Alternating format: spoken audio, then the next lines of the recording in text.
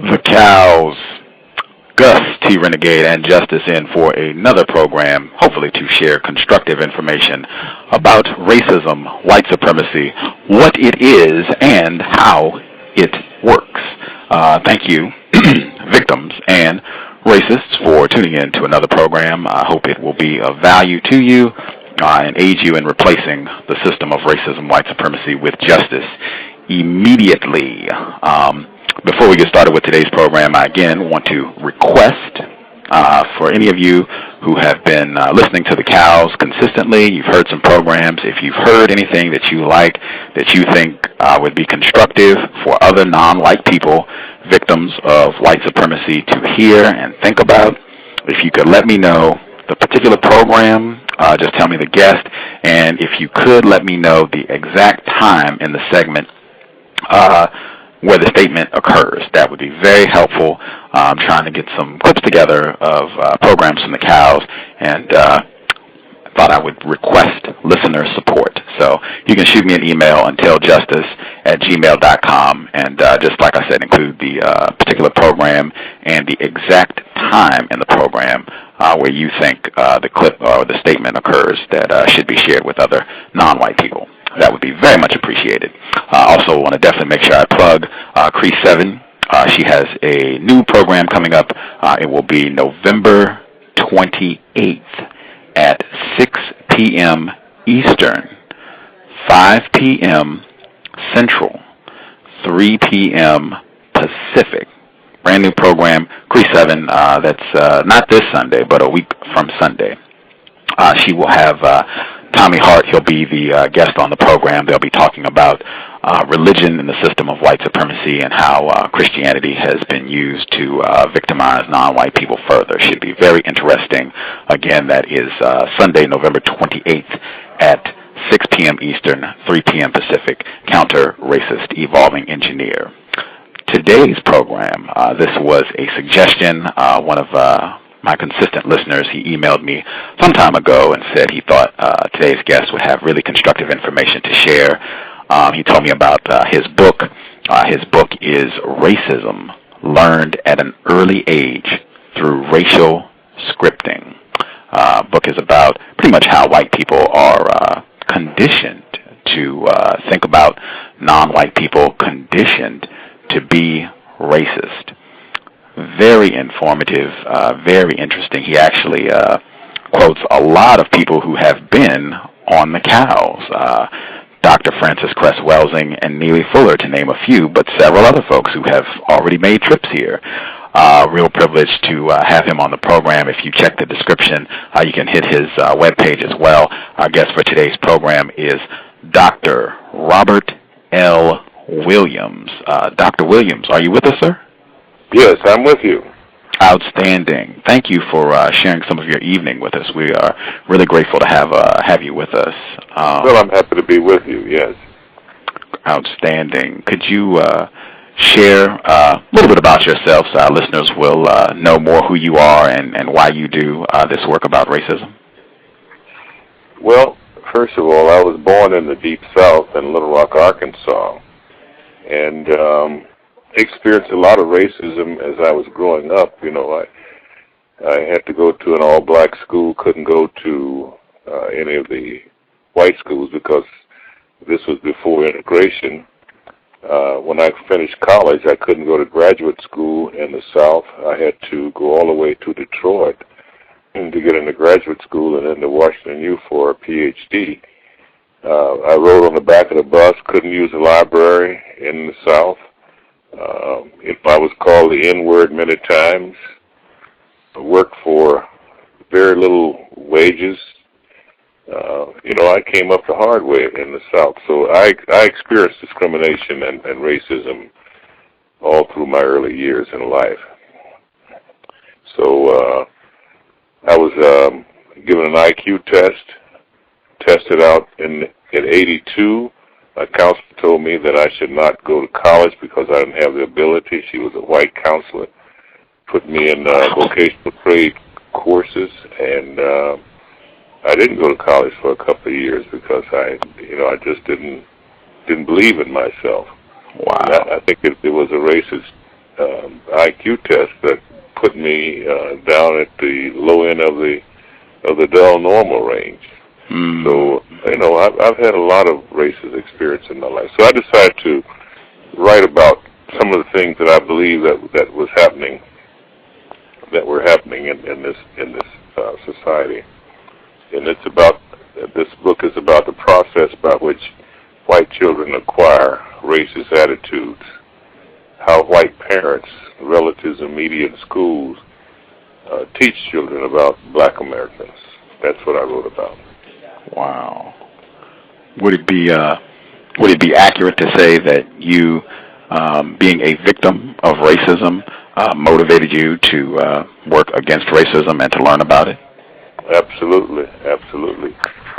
Because, I just couldn't believe, I knew that the kids weren't born with racist attitudes. They had to be learned, right? And they had to be taught at an early age through a process of racial scripting. And so I created the term racial scripting and racial script as a way that these kids are programmed by the stereotypes and myths about us. And a racial script is learned, and it's usually activated upon the appearance of a black person in their environment. That is, that racial script just jumps out in their mind.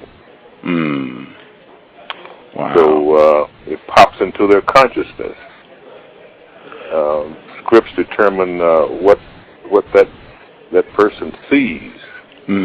A script is a very, very important thing, and the kids don't know that they're acquiring that racist attitude, because this is a normal thing. So they see as a normal thing when their parents tell them these negative, false things about us. Because many of them will go to school and find out that blacks are not the way that their parents scripted them. And they say, "Mama, why did y'all lie to us? Why did you tell us those crazy things about black people? They're not like that."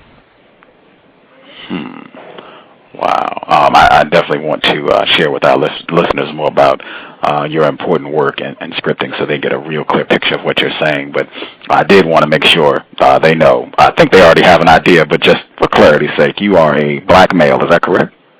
Absolutely black, all the way. Got you. I wouldn't want to be white tonight, as I used to say. No. God put some more black on me. I'm dark black. Love it. I dig it. Nappy hair and all that stuff. And in addition to, I also am a black male and have also experienced more than my fair share of racism in my life and time on this planet. I have concluded that we are in a global system of racism, white supremacy, and the definition that I use for racism and white supremacy is a global system of people who classify themselves as white and are dedicated to subjugating and or abusing everyone in the known universe whom they classify as not white. Do you think such a system exists, and do you think that is an accurate definition? I think it exists. I think it's accurate, and I think we have evidence throughout the world in terms of how whites have oppressed black people in the great countries of Africa, Haiti, in the Caribbean, all over the world. Wherever you'll find that even though blacks live there, they just have been subjugated by white people. Whites went and invaded Africa and just really devastated, the people there. And people still have not recovered from that for many years. I mean, they're still culturally traumatized of the experiences that they have undergone under racism. You know, the Wow. apartheid was one of the greatest racist governments in the world. Mm. So yeah, I agree. It is a global thing. You know, and there are places where blacks don't even exist, and when they go there, they still are treated. They're subjugated. You know, they still don't get an enter into power. And we have talented black people who should be, you know, in power, but not. Mm. So I agree with your definition all the way.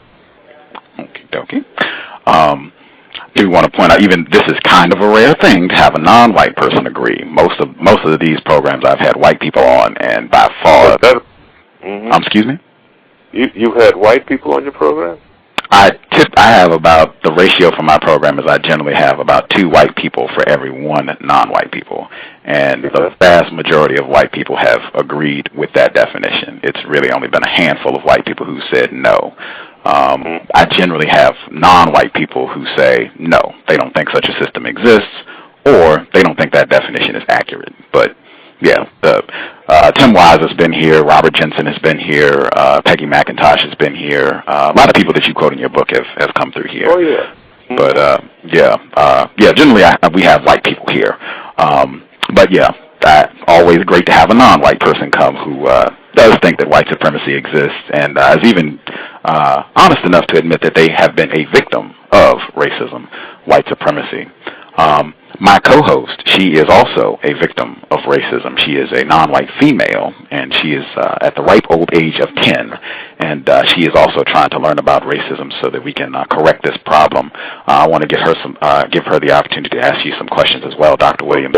But I did want to make one correction. I made an error. Cree's program is not on Sunday. It is Saturday. November 28th is a Saturday. My fault, Cree. Saturday, November 28th at 6 p.m. Eastern, 3 p.m. Pacific. One correction. Justice, if you are there, go right ahead if you have some questions for Dr. Williams. I don't have any questions right now. Thank you. Okie dokie. I will come back and check in a couple minutes.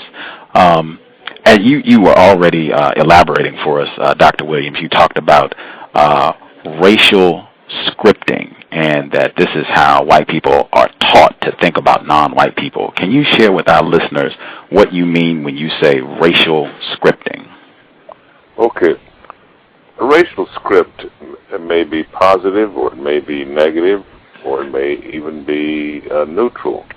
But it is a programmed message that parents give to their child. It's like don't play with black kids, or blacks are lazy, blacks are dirty. You know, all of these negative kinds of things. It colors the mind of the child. Now that's at an individual level, where the parent is programming the child in a particular direction, and this is a way of influencing the individual. You probably have heard a lot of stories of how these racist things pop into consciousness. One little story about a racial script is a lady was at a casino, and she had just won a bucket of dollars. And she told her husband that, you know, she had won this money. So he said, well, let's go eat dinner. She said, wait a minute, well, I want to carry this bucket upstairs in my room so that, you know, I can leave it there and we'll go eat. So she walked up to the elevator, and when the door opened, there were 2 black men on the elevator. And her racist script popped into her mind. She said, oh, they're going to hurt me. They're going to take my money. She was frightened. But she managed to get on the elevator. You see, her script was activated when she saw the black men. So one of the men said, hit the floor, talking to his buddy. And she just threw the money up and fell down on the floor.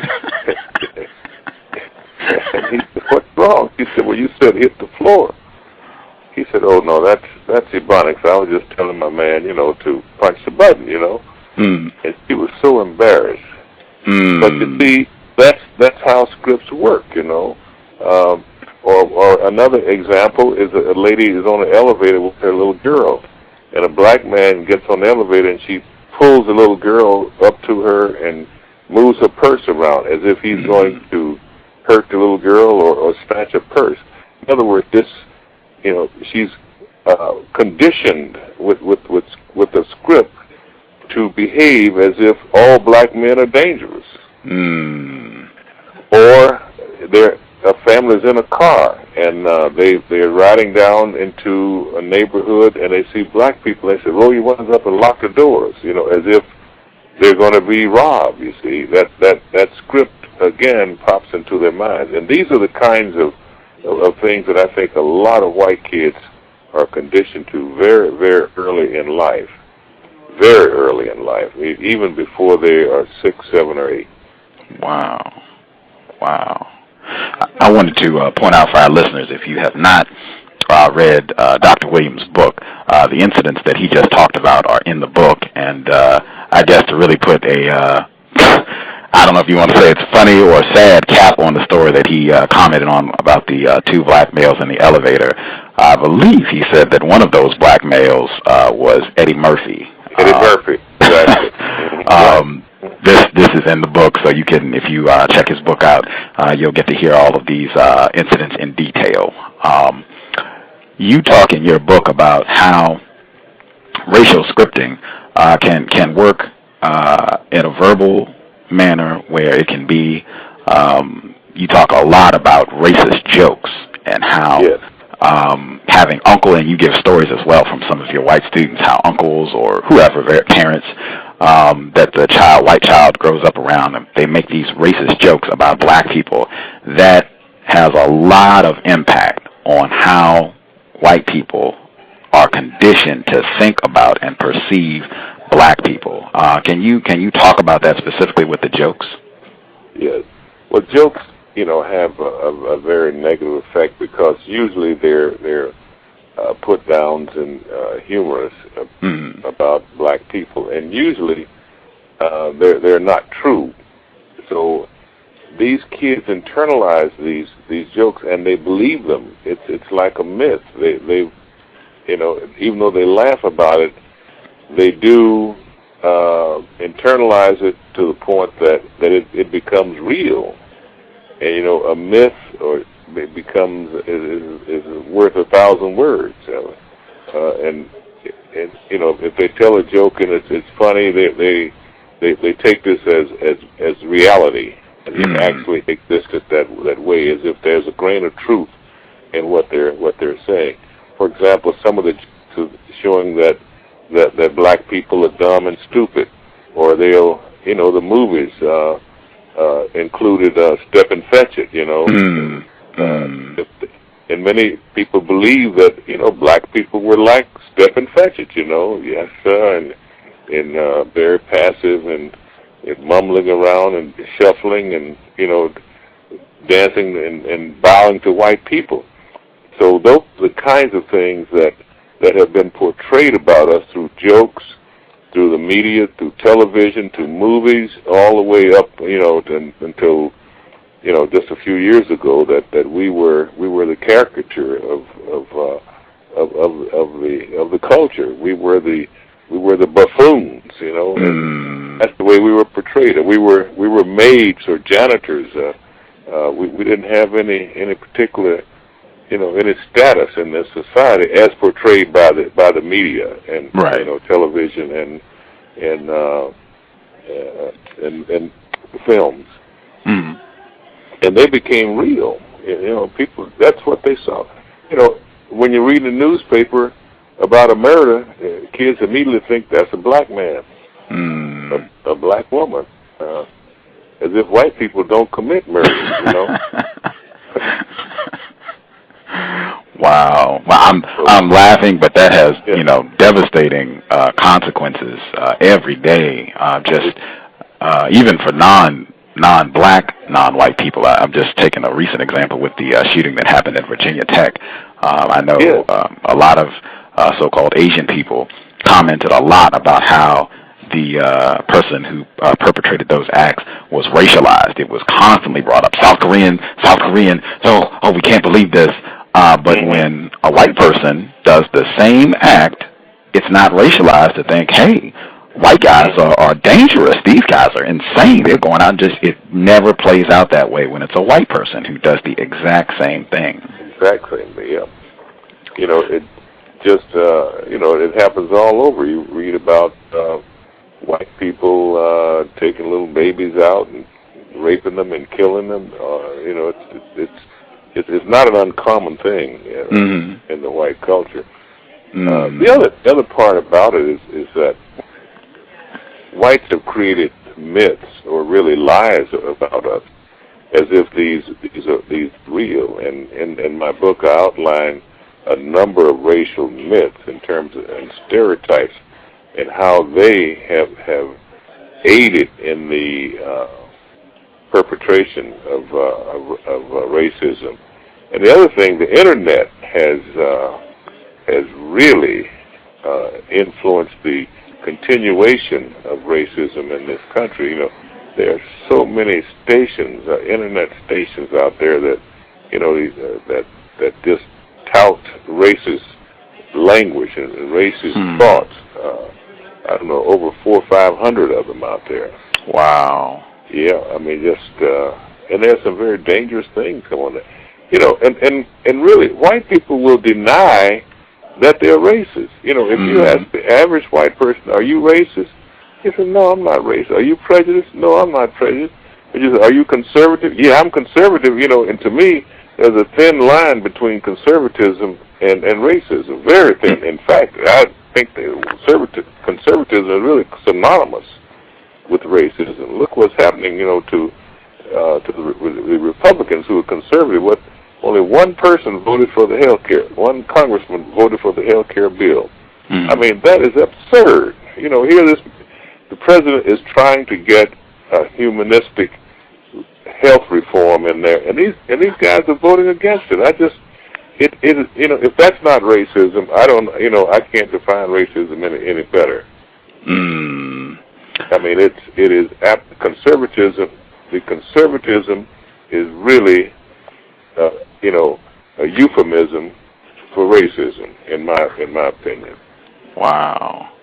I pretty much have to, I don't have to, but I suspect former President Jimmy Carter was correct when he commented that he thinks a lot of the animosity and opposition that President Obama is facing is racism. I suspect he is completely accurate in his opinion of what President Obama is facing with health care and his other policies and the general animosity he's facing with white people. One of my listeners, she's actually in the chat room right now, she reported that her uncle, who is a black male, just on the job, going back to the jokes, just a white person on the job, just decided he was going to announce and share this racist joke about President Obama. And he said that he asked, what falls faster from a tree, an apple or Obama? And they waited for the punchline, and the punchline was, the apple falls faster because it doesn't have a noose around it. And I just wow. I mean, you're really saying a lot about what you think about black people, and I thought that goes right to what you talked about with racial scripts, and particularly with jokes in terms of violence being not only acceptable, but violence being entertaining and a fun thing when it's happening to black people. And I think there's a long legacy of that I think you touched on in your book as well. Oh, yes, very much so. Violence against black people goes back to even the beginning when they were snatched from Africa. And one of the greatest one, it was in Tulsa. There were many millionaires in Tulsa back in the 20s, and the whites burned down the area. It was Black Wall Street, and because they said that some black man had hollered at a white woman, and they just went in there and burned it down. So that kind of violence, plus the lynching and what happened to Emmett Till and all of those people. We've been the victims of violence for many years, and it's frightening. It's scary. And the other thing was, back to Obama for a moment. The man was criticized for bowing to someone in Arabia or someplace. Mm-hmm. He was criticized, and the news showed that several presidents have bowed. Bush even held hands and kissed one. Eisenhower bowed to one.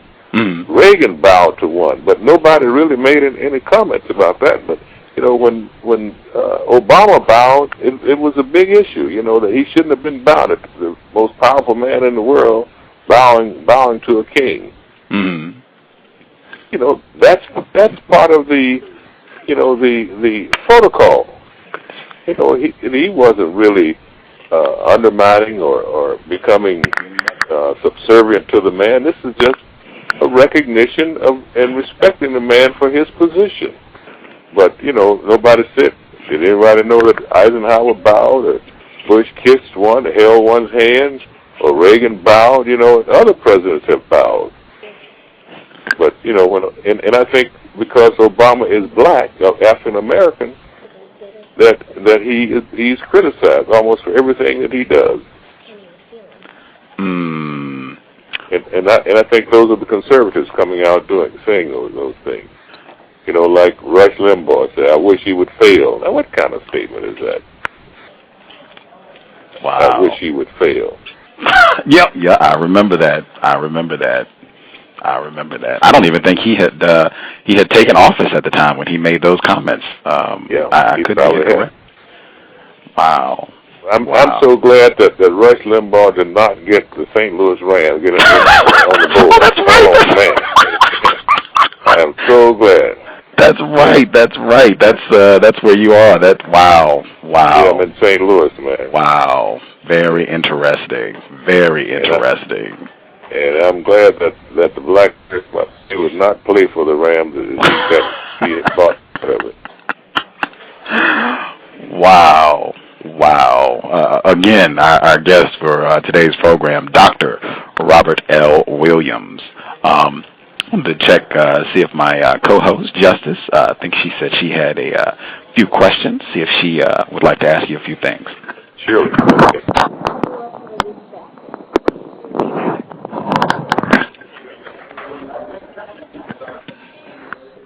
Hello? Hello? Hello? Hello? Can you hear me? How Can you hear me? to be just? Can you hear me now? I can hear you, sir. Okay. How do you work to produce justice? Would you repeat that? She said, how do you work to produce justice? How do you work to produce justice? That is a very, very interesting question. And how is this young lady 10 years old? Yes, sir. My Lord, she is a bright young lady. There is no magic bullet. I can tell you, there is no 100% method that I know of for producing justice, because we live in a racist society, and just as the weather, we have racism here.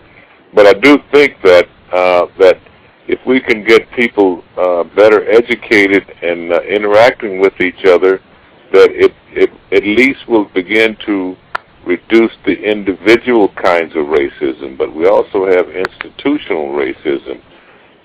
We work for justice by educating people, and I think it's going to take years for that education to actually have an effect. We work for justice by trying to get the playing field level so that people will have equal opportunities to share in this society, equal jobs, equal and better houses and better health care, and more justice in the legal system, where blacks are not and other minorities are not unfairly incarcerated or put in jail. You know, that all of these factors have to be even out so that people have equal opportunity within this society. Because you know, someone said that it's just us who don't get justice. Just us. So that's a very important question. You know, you should write a paper. You know, your ideas on how do we get justice in this society. I think that's a very, very deep question and requires a lot of deep thought. But those are my, you know, thoughts right off the top of my head of how we get it.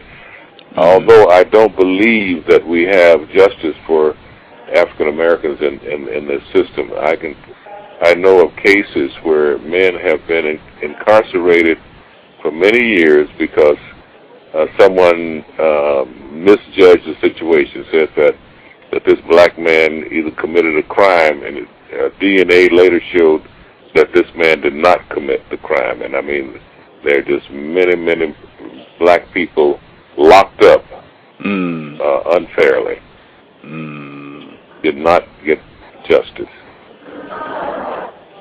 Okay, that's a very deep question. Yes. That's all for now. I think she actually is working on a book, so I was told. So hopefully she will have some of her ideas on racism put together so she can share with other folks who are working to produce justice. Dr. Williams, I also wanted to. You talked in addition to the scripts that condition white people to be racist at a very young age. You also talked about the titles and the way that non-white people are addressed in terms of they're not referenced.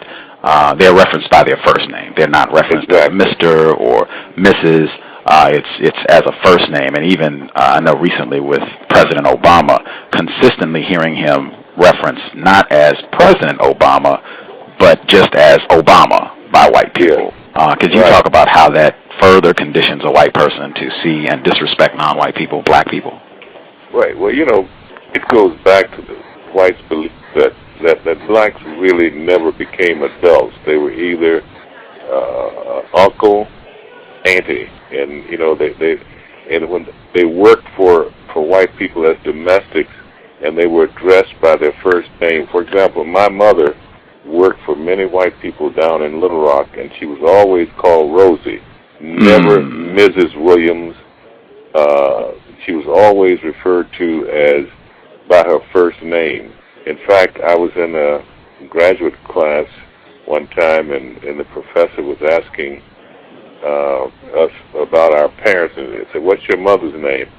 And he wanted to know what the first name was. It was almost like they didn't respect, you know, our last name. That we did not get the respect to be Sir or Mr. or Mr. or Mrs. That we were still boys. You know, you become a boy and then you become an uncle, a girl and then you become an auntie. And these were the very, I think, negative descriptions and disrespect of us as being adults. That we do not merit the respect from white people as Mr. or Mrs. And I gave an example in the book of a young girl who noticed in the school that all the white teachers were called Mrs., but the black people who worked as janitors or whatever were called by their first name. You know, they still were not given the respect of being an adult. You know, that's a very negative thing. It's a very disheartening thing that happened. I required all my white students when I taught to call me Dr. Robert Williams. You know, they don't call me Bob or Robert. Call me Dr. Robert Williams. And they asked me why. I said, because I earned it and I deserve it. You know, respect me that way.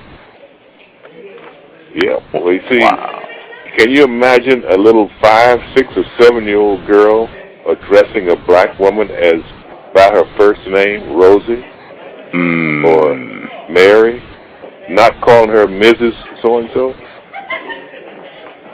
You know, that's very disrespectful. Wow. So, and that continues in the South. Oh, I'm sure it does. And it may be also out on the West Coast and on the East Coast and in the Middle West. I don't know, but I do know that it was prevalent in the area where I lived. I am very certain it continues. And the other thing is, the white fathers wanted us black people to address their little girls when they turned about 10 and 11 as Miss, that they became a woman. And one told me that where my mother worked, said, you must call her Mrs. What? A Miss. I never went back up there. Because I wasn't going to call a little white girl Miss, and they were calling my mother by her first name. You know, that's so disrespectful. Wow. And I think that really gets at the heart of showing the subjugation of black people to white people, that a 12-year-old white child is supposed to be referenced with a title and with respect.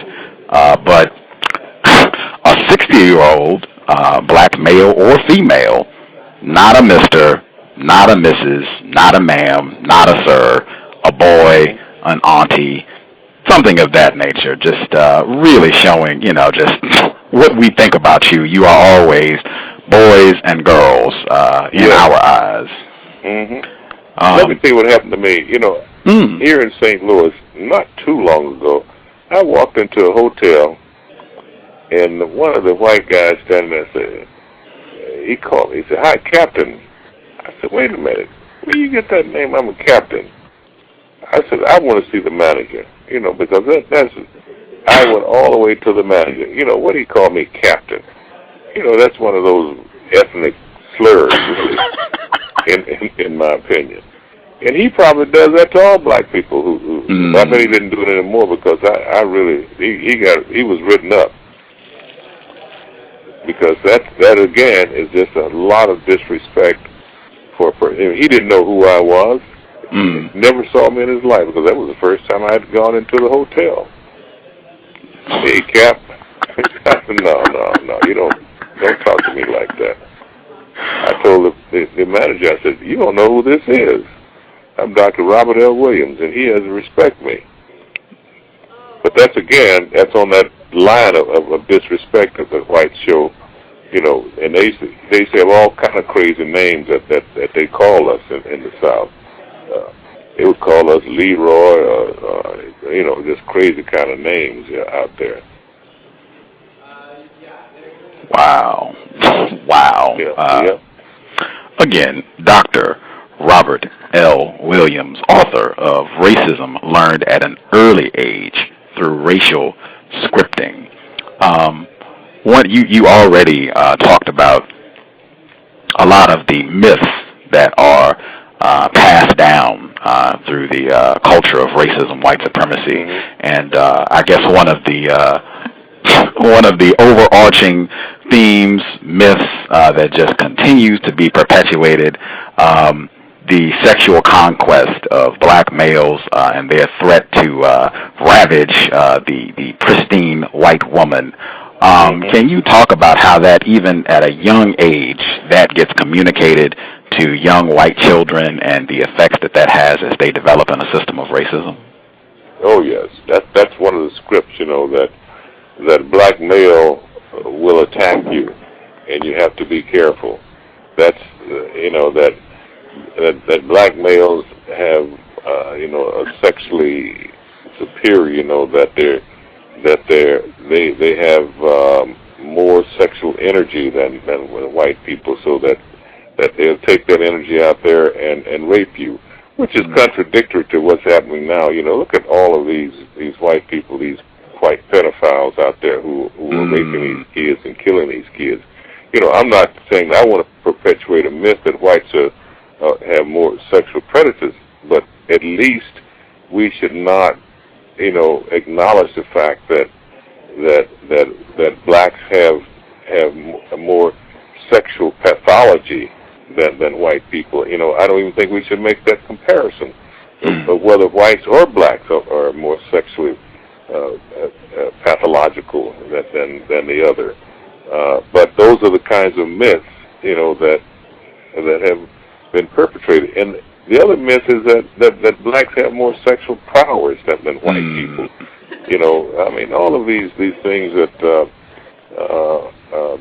that blacks want white women, and that blacks, you know, want to desert black women and really have relationships with white women. You know, that so white men fought that as if, you know, if a black man looked at a white woman, you know, that was really a violation, that he had violated white people, you know, which is a ridiculous kind of thing. So really, I think what it created in this division is that that black men and white women were, because they told not to do something, really sought to get together, you know, and do the unimaginable, even in the South, as well as in the North. You know, that there were a lot of interracial relationships, and I think they have improved.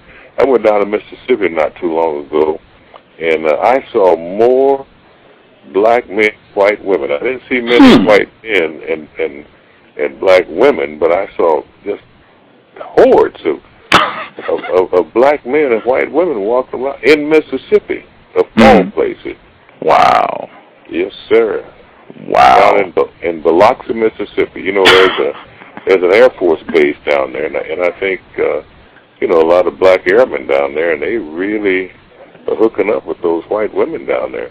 And also in Tunica at the casino, you see a lot of that too. So the myth existed, you know, for a long time that black men were superior sexually to white men, and I just think that's one of those falsehoods that were perpetrated to keep black men from interacting with white black people from interacting with white people. I know in your book you reference Dr. Frances Cress Welsing and her work from the ISIS papers. Do you think that her theory, that she might be correct in what she asserts in her theory, and that might explain why white people have been so aggressive and consistent in voicing their fears that black men would ravage the white woman?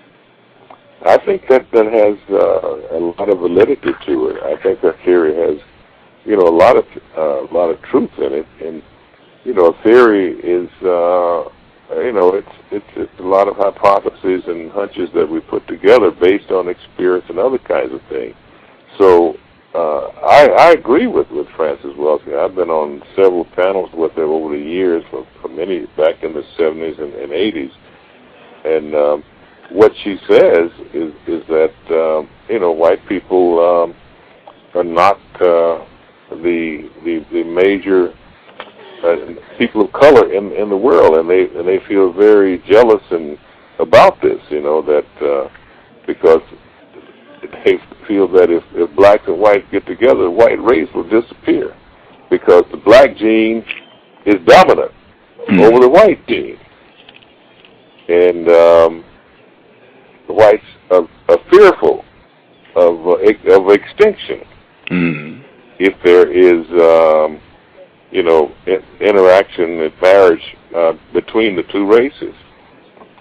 And you can see that every time a black and a white marriage, you do, you know, they kind of disappear. One little girl told her mother and dad, the mother's black and the dad is white, and she says, "Dad, I now understand what African American. Mother is an African and dad is an American." Wow. That's her understanding of, you know, of being an African American. Wow. So she said, mother is African and dad is American. But, you know, Welsing is saying that whites fear extinction. because the black gene is superior to the white gene. Wow. Again, Yeah. Dr. Robert L. Williams. I want to check my co-host, see if she has some questions. She's saying yes. Go right ahead, Justice.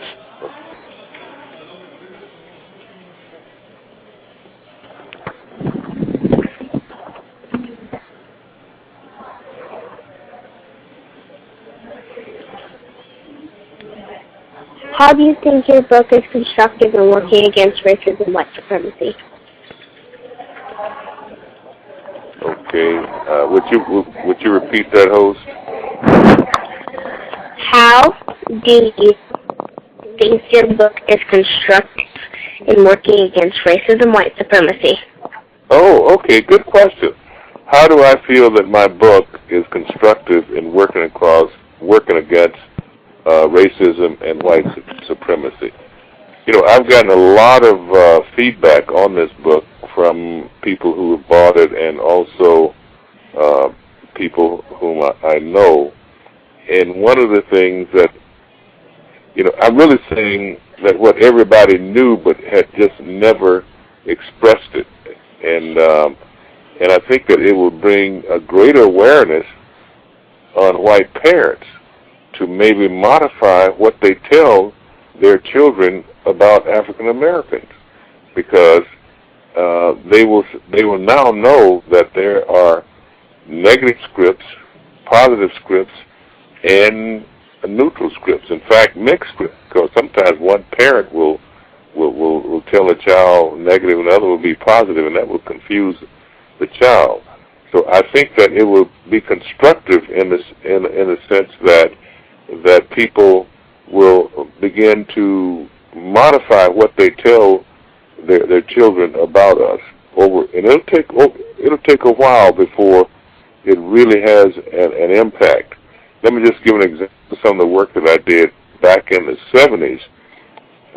In 73, I created the term Ebonics, and it really did not hit the surface until 1996, which is 23 years later, before it really had any kind of public expression. So I think that my book on racism will probably take time over the years before it really have that constructive effect of bringing about change in racist attitude, because I think now parents will just discontinue over time of teaching their folks, their kids, negative things about blacks. In fact, with Obama being president, that, you know, at least they can say that we have one man who's at the top of the ladder, and they can't say that we're all inferior to white people. So that's what, you know, my play into changing attitudes about teaching racism in this society. That's a good question, very good question. Thank you.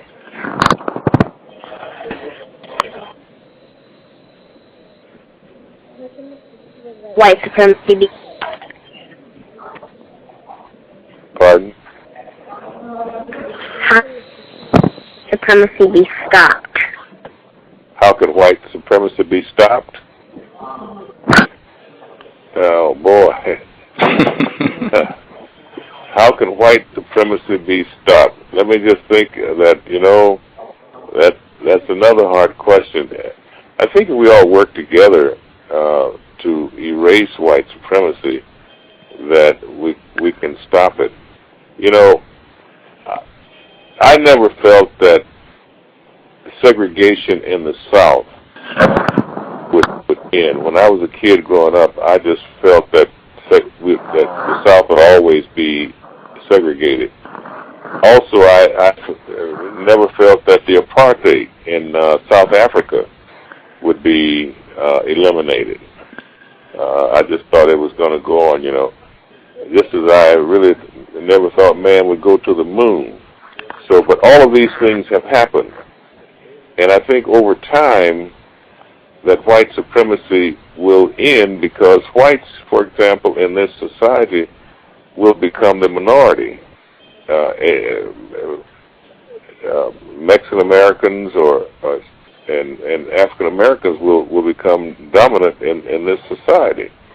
So I think with the changing in the balance of the races, one day will wipe out white supremacy, because they will not be superior in terms of numbers as well as in terms of positions that they hold in this country. I think more African Americans, Asians, Hispanics will populate, the Congress and places of that nature, just as women have become more prevalent in leadership positions, CEOs in Congress. There are, many more women in Congress as senators and as legislators. And I think African Americans, Hispanics, and others will also take over some of those positions as they become dominant in terms of numbers in their society. So you wipe out white supremacy by, I think, over years, by becoming greater in numbers.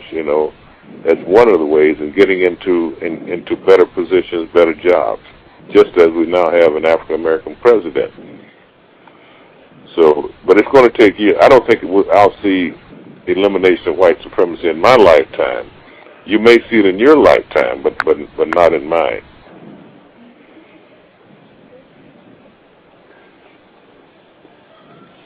That's a very good question. Yes. Okay, that'll be all for. Okay, that'll be all for now. One of my listeners, she's in the chat room listening to the program, and she's actually in Missouri as well. She's a non-white female. Yes, sir. She asked, or she said that whites are the minority around the world now. So how will that change white supremacy when whites are already a minority worldwide? Well, they are a minority, but we have not become a collective. It's spread out. We have Asians and Mexican American people of color, but we have not unified, people of color throughout the world.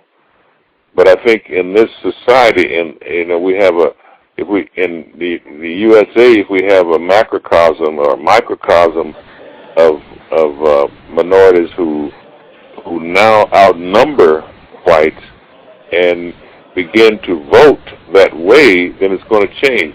Look what happened in Lowndes County, Alabama.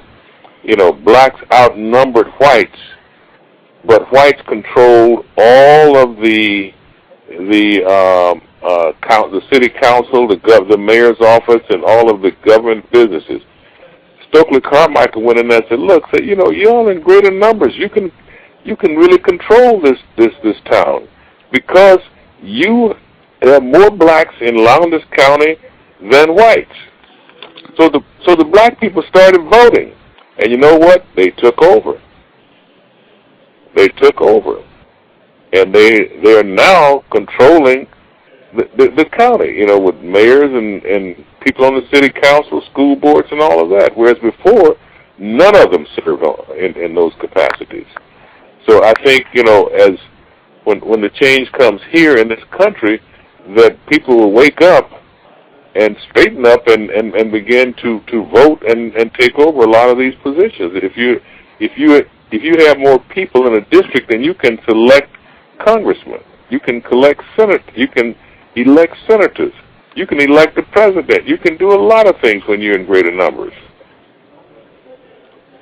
So I think that the issue is here in this society where you will see the greater numbers take over than just around the world. And then eventually I think people will begin to collectivify, begin to develop ties around the world, and then we will bring about change. But I think it has to happen here first, as well as move to other countries to deal with the global issues that you were talking about. I guess she'll hear the answer. She can, if she might even call in. She calls in from time to time. I just wanted to ask, because you already said that you felt white supremacy in Africa, that they had one of the strongest governments in the world, and I believe the white people in the area of the world known as South Africa certainly were outnumbered by the non-white people in that particular area, but they dominated all areas of people activity in South Africa. How do you think just non-white people in this particular area, how do you think them becoming a majority will have a different result than what we've seen in other areas of the world where white people have been a very, very tiny portion of the population? Oh, yes. Well, when black people, realize that we do have numbers where we can, elect politicians and just not, black people who are sort of like Clarence Thomas, to use that name, that we will begin to move. For years we didn't have any black people in Congress. We didn't have any black senators and black congressmen, any black governors, but over the years we've had more people elected there. So when we realize that we do have control in inner cities and so forth, and begin to elect people who will take positive action for black people, I think things will begin to change. And I think whites will begin to recognize that and will want to form coalitions with black people rather than try to continue to oppress us. I think numbers will speak for themselves as we move, in that direction. Because, we don't have a one-child policy as they do in China. Black people will still be having babies and multiplying. In fact, I have 8 children. I tried to populate the world. 17 grandkids and 10 great-grandkids. Wow. So I don't see any problem with having children. Wow. Hispanics are doing it, and Asians are doing it here in this country. So, I mean, as we move on, we're going to have more numbers, greater numbers than whites. With Asians, Hispanics, and blacks will outnumber whites in this society. Wow. I wanted to address something you just said. Also, you talk about a different aspect of this in your book. You said that you feel as the non-white population in this area of the world, as it grows, that white people will want to form coalitions and will want to work with non-white people in establishing justice. Thomas Shapiro, he's a white man. He authored The Hidden Cost of Being African American. He also co-authored Black Wealth, White Wealth. He was on the program this past weekend, and he said that white people are rewarded for practicing racism. White people are compensated for mistreating non-white people in a system of white supremacy, that it is logical for white people to behave in a racist, white supremacist manner. Why do you think they would work against the benefits that they get for being racist in a system of white supremacy?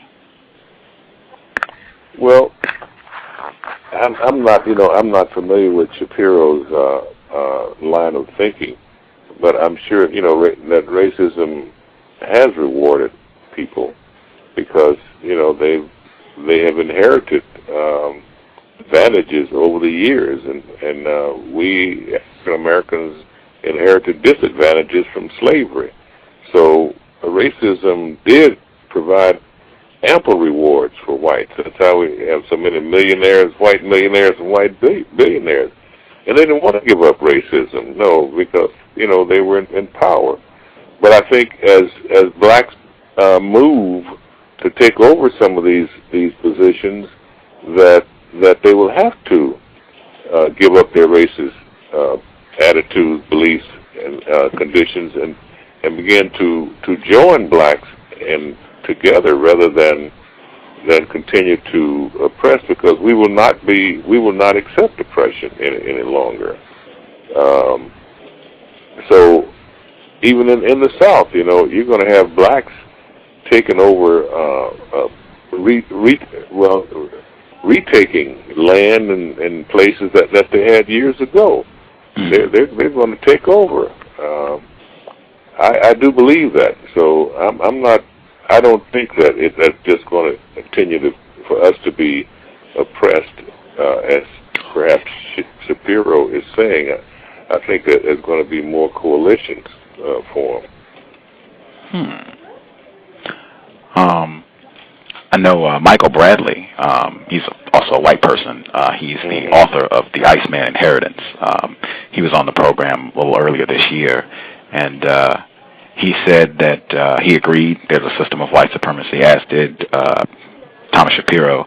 And Michael Bradley, he said, in fact, that he does not see that white people are going to stop practicing racism.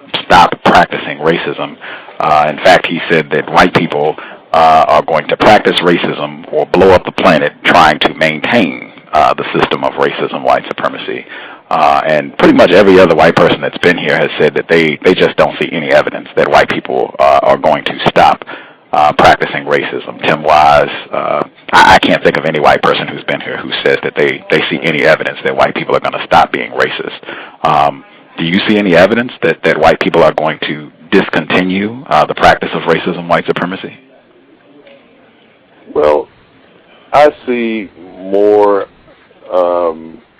alignment in this society. It's creeping in. I mean, it's not in in glowing fashion, but it's just got to get better and different. Because blacks are becoming better educated and better, more aware of how to move into position of power in this society, into universities and industry and so forth.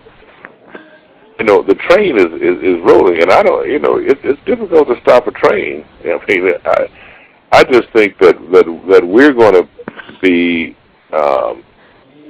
responsible for stopping racism in white supremacy in this country, just as we had to do with integrating, or desegregating schools and getting blacks into better educational opportunities. And I am not pessimistic, although I don't think it's going to happen in my lifetime, but I do feel now, as I didn't feel years ago, that there will be some reduction in it.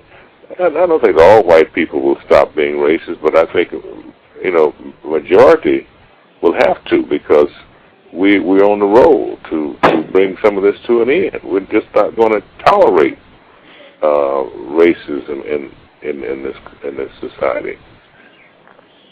That's my opinion. I'm more let's say optimistic than pessimistic about it.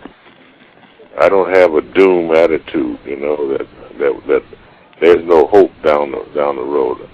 I know my kids have done better than I've done over the years.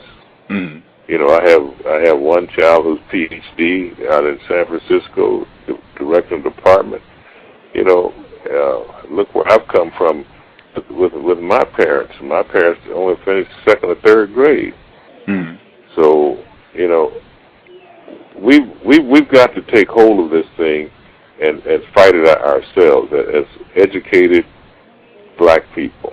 And once we continue to do that, I think we're going to bring about changes. We have to. They'll just continue to say that it's not going to end. We got to take charge. I believe in that.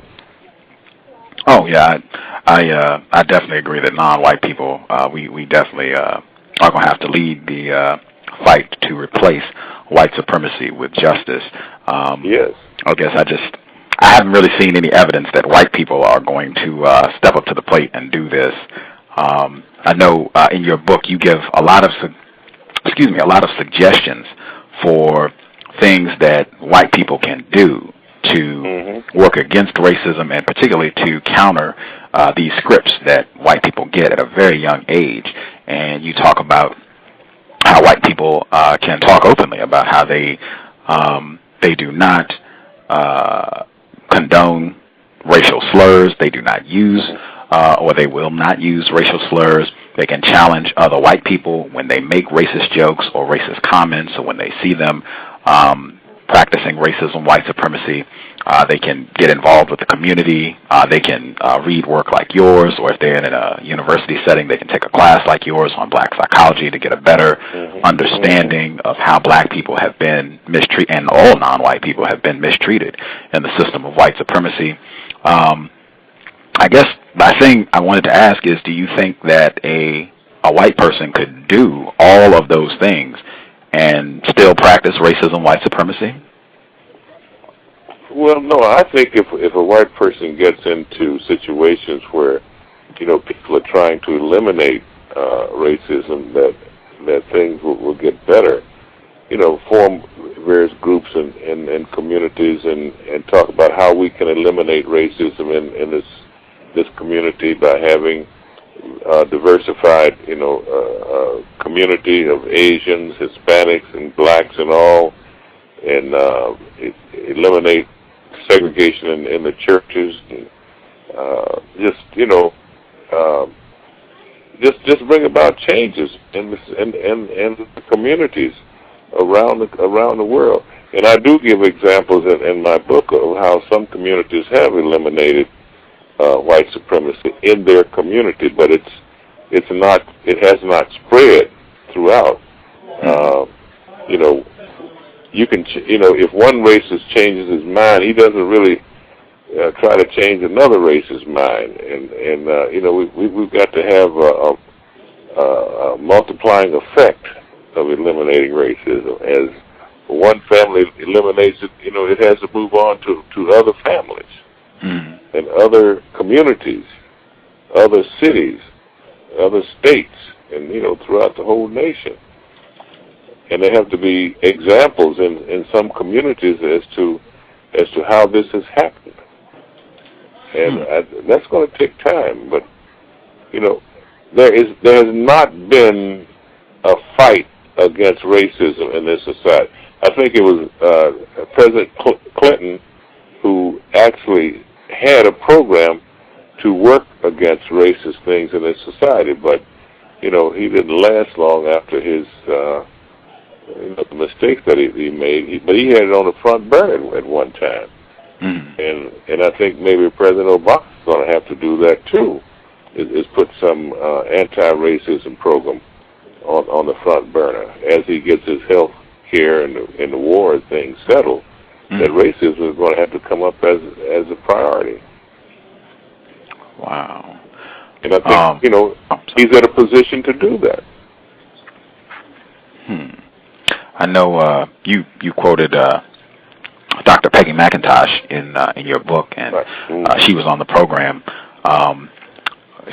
We did not have a lot of agreement. She did not agree with my definition for white supremacy, and she would not volunteer her own. But we did agree. She said that President Obama is only permitted to do so much in the system of white supremacy, that he has to answer to white people just like every other non-white person, and that if he comes out and makes any public stance where he is accurately talking about and addressing racism, white supremacy, he will get in major trouble with white people, very much like what happened with Professor Gates and the whole affair at Harvard. Do you think he would be able to address any sort of effort to really address racism? Do you think that he would be allowed to do that in the system of white supremacy? I think he's going to have to. I think that's one of the reasons that blacks voted for him, because they felt that there was hope that he would develop some anti-racist programs within this society.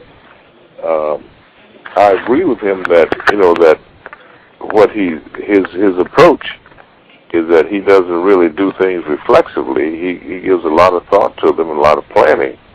And I think somewhere on the back burner right now, he is developing some kind of programs to attack racism in this society. society.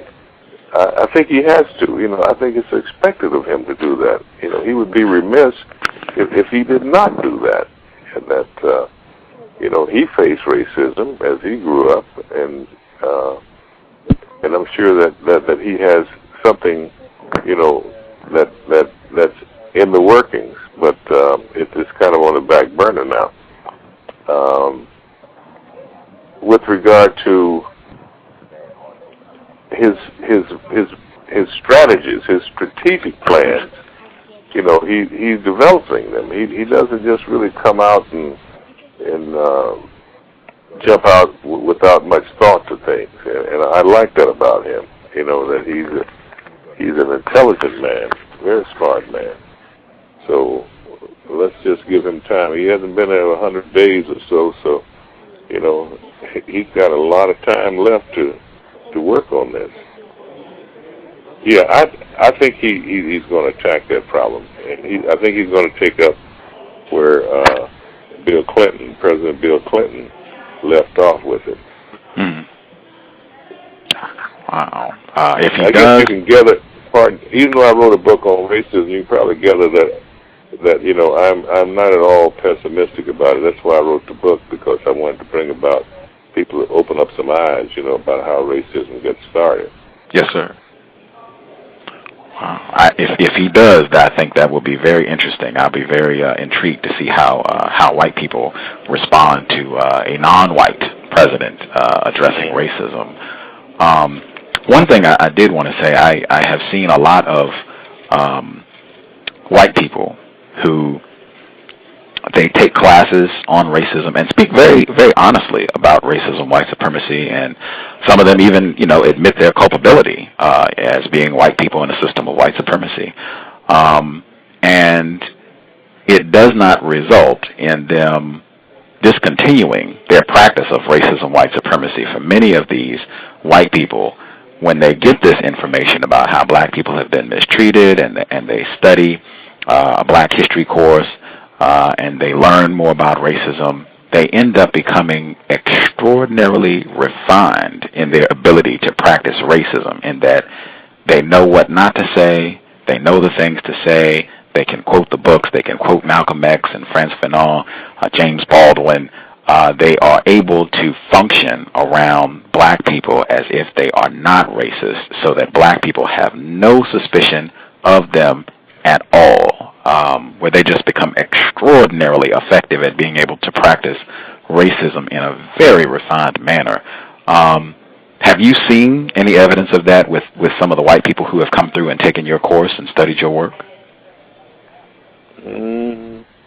Not really in that light, you know, where after the course, because I haven't really done any post-course evaluations of where these kids are, but what I have experienced, a lot of my former students have written me or called me and thanked me for the class that they took and how it has modified their perceptions and the kinds of things that they're doing in their work now, which is not in a racist way. It's really in a very positive way. Now, a lot of them don't call. I don't know what they're doing, but you know, I get calls, you know, several calls a month from students from, you know, the two universities where I've taught, and in terms of how they are not practicing racist things, even though they may have been scripted to become racist, but they are now, you know, trying to do things to bring about a change. In fact, one of my students is now over at Southern Illinois University at Edwardsville, emailed me. He has just written a book, and he wanted to include some of my works on cultural bias and testing, you know, and he said that my class influences thinking, and he is really trying to help out a lot of black students over there at SIU and in Belleville, or rather in I can't really think of the name, in Edwardsville. So I just don't. I haven't had the experience where whites have refined their approach to racism, and it's hard to detect it. The students that I've had who call me are the ones who are positively influenced and are trying to bring about change. There may be a lot of them out there, but I just haven't experienced it. Again, Dr. Robert L. Williams, author of Racism Learned at an Early Age Through Racial Scripting. I wanted to check to see my co-host, Justice, if she had some questions she wanted to ask. What ways do you know of how to get money?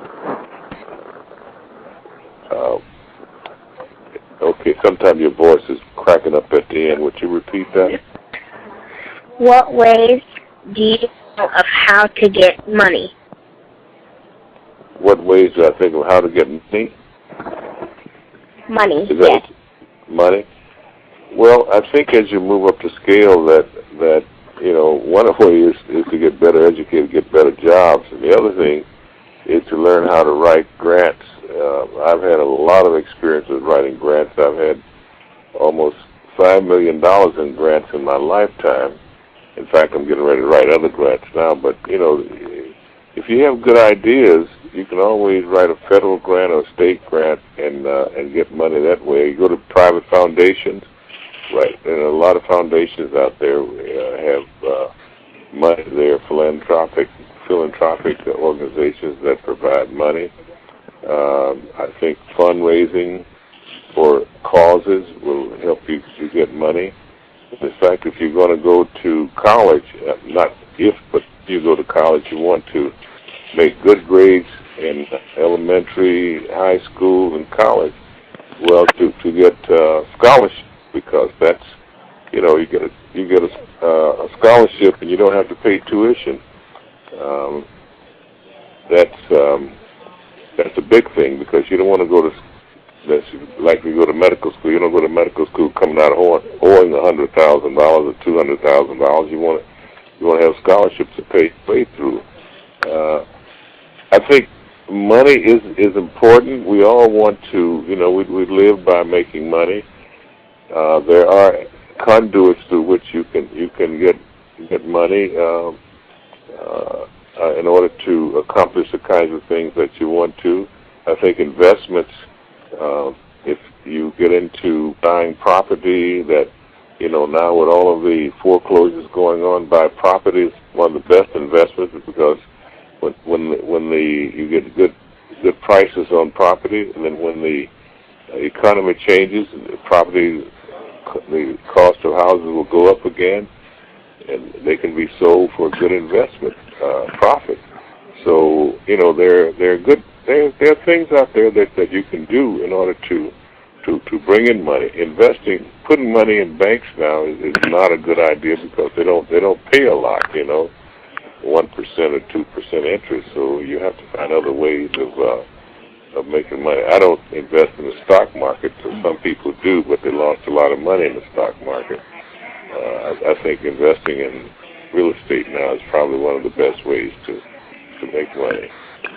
But at your age, you wouldn't do that. But later on in life, yeah, I did invest in property here in St. Louis, and did very well over the years.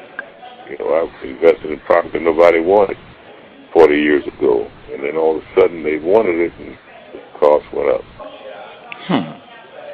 Yeah. But that's a good question. How do you make money? Write grants. As I said, I have over $5 million almost in grants. I trained about 110 African-American students at Washington University from grants. And those people now are out working, carrying out some of the ideas that I taught them at the university, at the graduate level. But I had a lot of grants there. I've had about 15 different grants in my lifetime.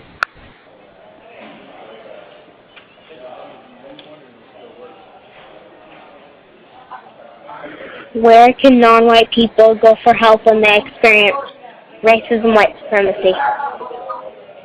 Where can they go to get help? When they experience racism, white supremacy.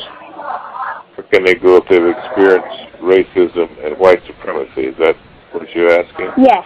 Yes. Okay.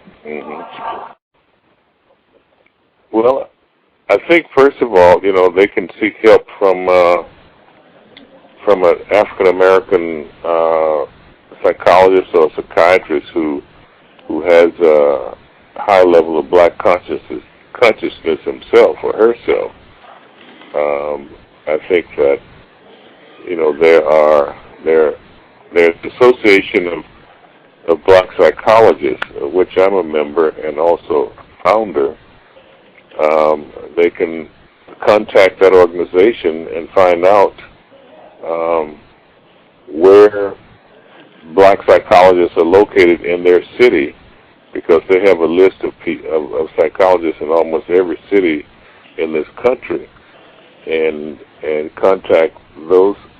They'll give them a list of people who are in that city, and they can go there for help. In addition, there's the Association of Black Psychiatrists. Dr. Alvin Poussant, Dr. James Comer, Dr.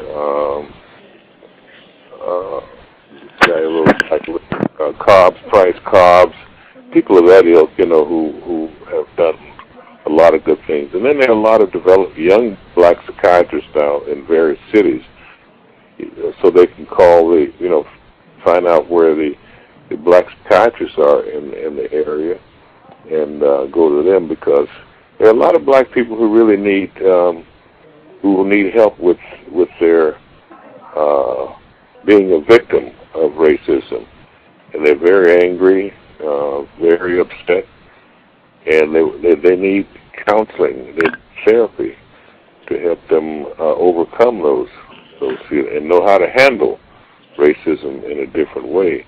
Because when I came up back in my day, if a white person called me the N-word, I was going to fight. We just, hey, if I could catch him, we were going to fight.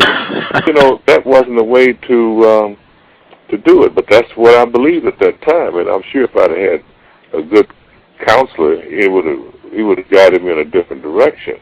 And I did have several fights with whites because of that.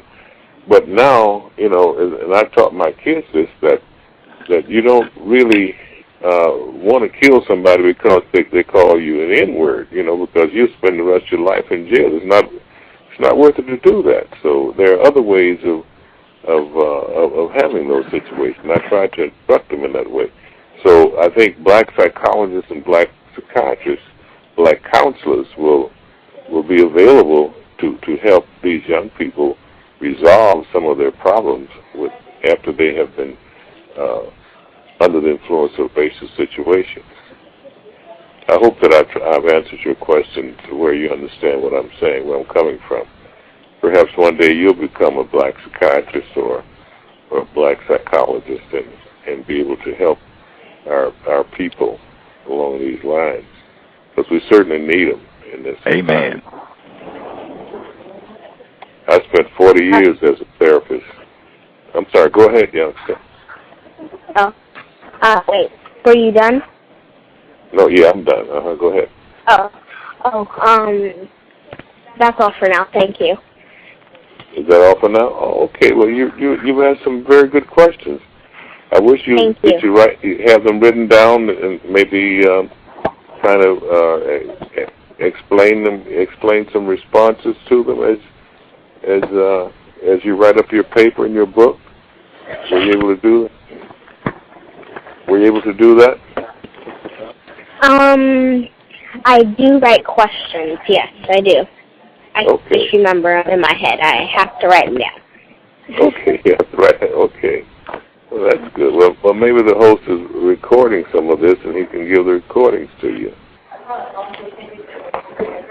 Oh yeah, programs are always recorded. I hope Justice is able to have a log of all the programs that she's been on, so she can hear her progress and all the questions she's been able to ask white people and non-white people about racism, white supremacy. Actually, one of our listeners, I wanted to get some questions from callers as well, but one of our listeners in the chat room wanted to know what you hold your doctorate in, Dr. Williams. My doctorate is in clinical psychology from Washington University in St. Louis, 1961. I was the first African American to get a Ph.D. in psychology at that university in 1961. I hope that answers their question. There you go, Dr. Robert Williams. We had someone who called in, their number showing at 111. Are you there, 111? Yeah, it could be. Me? We can hear you, sir. Yeah, okay. With all due respect to the doctor's qualifications, I was just chatting on your chat board about this. Hold on a second, sir. Wait a second. Are you a white person? It's irrelevant. Whoa. It is very relevant for this program. No, it's not. No, okay. It's not. Anyway. It is very relevant. We might be in the system of white supremacy as long as the white people allow me to do this program. We're not going to have anyone call in who is not willing to say whether or not they are a white person or a non-white person, because it is extremely relevant for discussions of racism, white supremacy. So if the person who called in, if you are willing to divulge whether you are a white person or not, perhaps we will proceed. If not, I have other questions I can ask, and I'm sure we have some other folks who would like to ask questions as well. I will ask Dr. Williams, you have a doctorate. Do you think it is relevant to know whether or not you're speaking to a white person or a non-white person in a discussion on racism, white supremacy? Very definitely. And, I have one problem with the use of the term non-white. I do not like to be described as being non-white. That's kind of it's kind of a negating my blackness. I would rather be described as an African American or a black person rather than non-white. And I want to ask why did you choose the word non-white as opposed to identifying us as black or African American? Well, number one, I like to keep the focus on the fact that we are in a system of white supremacy, and that the most important factor is determining whether an individual is white. That's number one, and I think using the term non-white keeps the focus on the fact that the problem is white people who practice racism, white supremacy. Number two, I have found that definitions for the term black, African American, Asian, Latina, I have found that people generally do not have good definitions for what these terms mean. I myself can't even give you a definition for what black means. All I can really say, if someone were to put me on the hot seat, is that someone who is more powerful than me, that I suspect is most likely a racist, is able to determine this is a black person, this is a so-called Asian person. I feel that non-white is much more accurate. I can explain what that means to anyone. If I had to tell Justice, who's 10, or if I had to tell someone who is 80 years old, I could explain to them what I mean when I say non-white. If they asked me to explain black or African American, all I could really tell them is I was told when I was born, it's put on my birth certificate, that I was a black person. I don't know what it means beyond that. I don't know what the criterion is for determining who is a black person, who is an African American, and all that. I just don't know what the criterion for that is. So for me personally, I am very comfortable using non-white. I do say black if people tell me that they want to be referenced as a black person. I call them black or whatever else they choose to self-classify as. But I do, I'm pretty consistent in saying that I just don't know what those terms mean, black, Asian, all the other terms. You said that you felt that use of the term non-white, it was self-negating. Am I quoting you accurate? It's telling what I'm not. It doesn't tell what I am. It simply says that I am not white. So if it says I'm not, what am I? You see, it's almost like if I have a non-existence if you don't say what I am. But you say a white person, that gives that person in existence, or at least by definition or by description. But to say that I'm non-white, I wouldn't identify myself as non-female.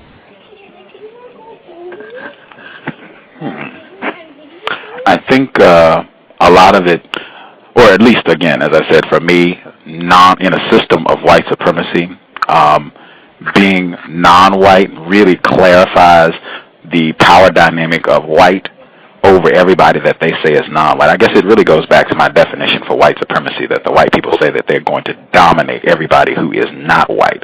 So when I use the term not white, that just, as you were saying, like the people of color unifying, I feel like non-white is a great term to unify and clarify that everybody who is not white, who is subject and victimized by the system of white supremacy, we are all over here. The people who are white, who I suspect and or who admit to practicing racism, white supremacy, they're over there. I think it's a great way of clarifying exactly what's going on so that we have a clear understanding. We should be focused on white people. But I could be incorrect. Well, I think that's a preference. I remember years ago we had an organization which was called the Association of Non-White Concerns. And we were challenged by that, why are you defining yourself negatively, what you're not? Why don't you define yourself in terms of what you are? And I think to me, in trying to come out of this morass of oppression and so forth, we have to clearly identify who we are in order to know who we are. And if we don't identify who we are, who's going to identify who we are? And so I think when, James Brown always said, say it loud, I'm black and I'm proud, back in the 60s, that we began to feel better about ourselves as being black people and developing a black consciousness. I think it's more forceful. I feel, that when I move, transition from being a color to a Negro to black, that I felt really, really good becoming black when Martin Luther King was assassinated. That was my transformation. I didn't transfer from a non-white into a black. I transferred from a Negro into black. And I still think that it's our chore that something we need to do is really define who we are, what our black identity is, and that's why I'm writing a book now on how to raise black kids, and one of the things is how to establish black identity. I would not start with a negative thing, so you're not white. I would say you are born black, and you're going to die black, and a black mortician is going to bury you. You're going to be black. You're not going to be non-white through your life. That's the position that I take, and I've been through that with the organization that we had years ago. I was not a founder of that organization, but I did join it, and we had a lot of discussions, and finally we changed it. It's no longer called the Association of Non-White Concerns. I did publish in the journal that we put out several articles trying to clarify that we were not non-white, and so that's why I raised the question as to, and I can understand your focus on white supremacy that you want to set, as a target, and even bringing black people under. But I do think that that you should recognize that we are black or African American, and that we need that positive identity. We need to be identified as black people. We need to be identified as African Americans. We need to accept that and celebrate that. I cannot celebrate being non-white. I don't want to classify myself, as white. That bothers me. That really, it's almost, I wouldn't say I'm non-gay or I'm non-female. I am a strong black man, and I want to be identified as a strong black man. I want to be identified as an African American. I want to be, have that black consciousness. I want to have everybody to raise that black consciousness and form that collective that we need to unification that we need to have. That's how I feel about it. And I'm not criticizing. I'm just telling you how I feel about it. Oh yeah, for sure. With exchange of views. Could you share with us what you mean when you say black? Well, I mean a group of people who have commonalities in their culture and are descendants of African people. Hold on 1 second, because I'm writing this down. You said a group of people who have commonality in culture and descendants of African people. And in genetic heritage. I think there's a genetic blackness, there's a cultural blackness, and all of those things coalesce to make a black person, and consciousness, spirituality, and all of those things. And I wouldn't argue whether any of those things are true or not true, but that's how I see it. I see it as survivors of coming from Africa. Even though we weren't born in Africa, but trace our heritage back to Africa. I can't trace my heritage back to Europe or back to Asia. I want to make sure I wrote it down correctly. You said commonality of culture among descendants who share a genetic heritage from Africa.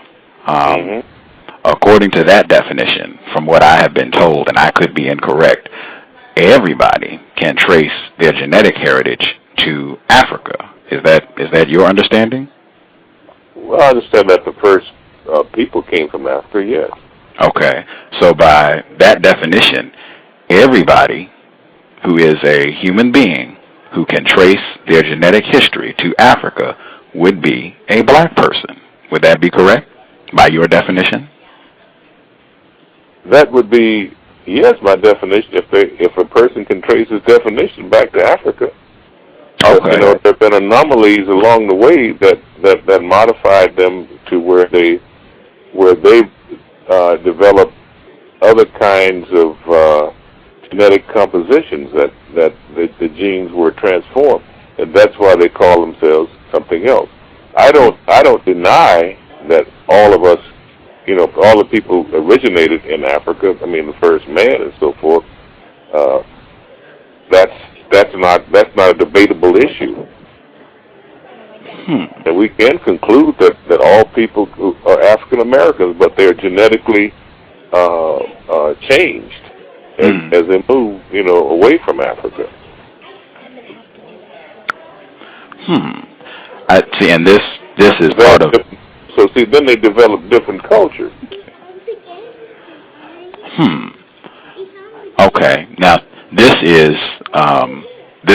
right here illustrates why I have problems with the term black, because, as I said, as we agreed, everybody could trace their genetic history to Africa, and even with variations, you would have people who are so-called black who probably have genetic variations. On top of that, I have heard lots of white people and non-white people who are scientists who have said there really is no genetic basis for race. There's nothing you can look at on a gene to say, well, this is a black person, this is a non-white person, this Barack Obama is, I have no idea what he would be classified as genetically, where they have just said consistently, nothing about genetics can support race. All of this is a manifestation of an expression of racism, white supremacy, nothing else. Even when it moves to culture, I have seen where this results in a lot of arguing and bickering amongst people who say that they are black about what black culture is. Could you share with us what you mean when you say black culture and black consciousness? Well, when I say black consciousness, I mean feeling proud of your culture, of your spirituality, commonality, feeling that you are worthy of life rather than, being deficient. Mm-hmm.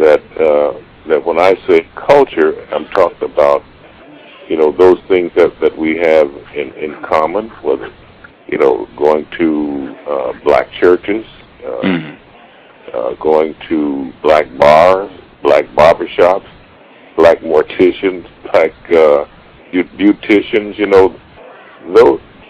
I mean, how many black people go to a white barber? It's probably minuscule, probably, less than 1%. Mm-hmm. How many black people get buried by a white mortician? How many black people,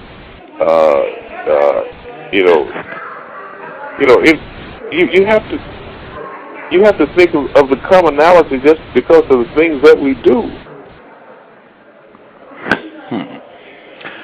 And as black people. See, what I'm disagreeing with and what I'm calling a question is to be identified as what I'm not. Mm-hmm. I want to be. You see, I want to be identified as black. If you see me as a 6'4", 225 man, you don't see me as a non-white person. Mm-hmm. You would say Dr. Robert Williams, a 79-year-old non-white. Come on. Are you a white person? No, I'm not white.